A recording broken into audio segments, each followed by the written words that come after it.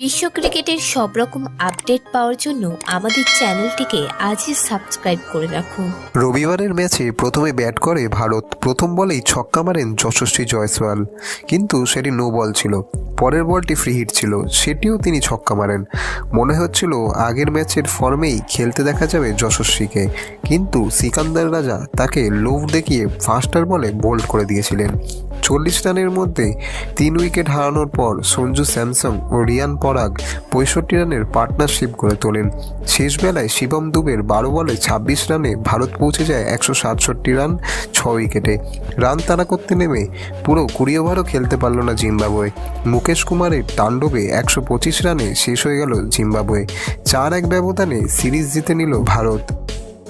ভিডিওটি ভালো লেগে থাকলে বাংলার ক্রিকেট চ্যানেলটিকে অবশ্যই সাবস্ক্রাইব করে দিন।